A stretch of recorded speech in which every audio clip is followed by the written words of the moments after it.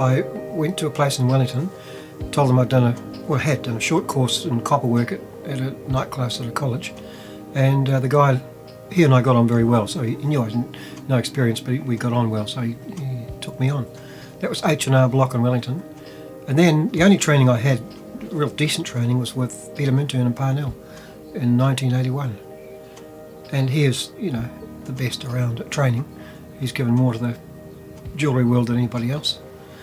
And otherwise I just self-taught, 3 years,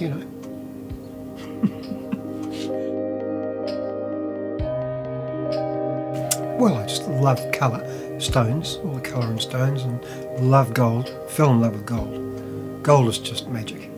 Some people think it's so good they eat it. I don't know, it just happened. It could have been any of the art forms, I suppose, but it just happened, jewellery. And I stuck with it, on and off, interspersed with travel and horticultural ventures, my second love. I got a jewellery job, which took me to Thailand for 2 years. That's where I met my wife, and she's a farmer's daughter and a very good grower. So when we came back here, we had to find some land for her to grow, and we did. And we've kept, so now I've got a balance between the two, jewellery and horticulture. Get out there and do some composting, come back, sit down and do some work. Perfect combination.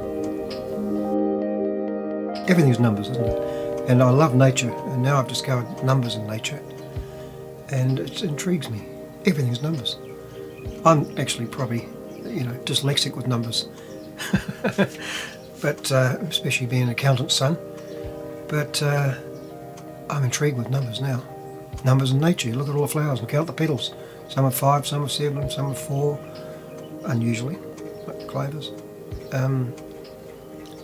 That's all. Egypt, and sacred geometry and ancient civilizations.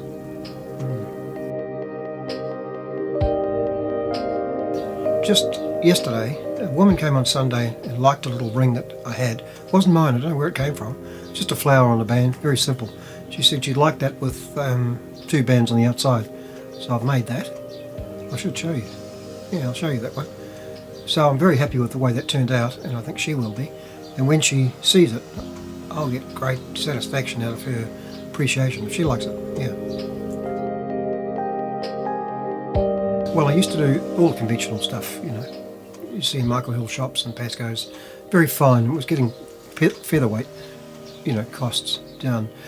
When I lived in Thailand, I saw jewellery from every country in the world. Outstanding jewellery that couldn't possibly sell here. It's just too outrageous.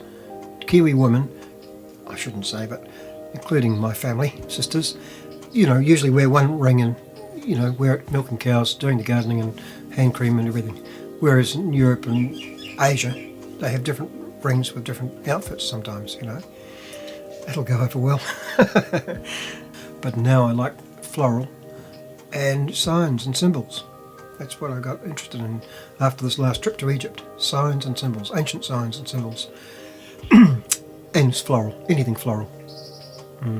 Nature, the things you see in nature, including the numbers, the shells and the flowers and trees. I've just made a tree ring here.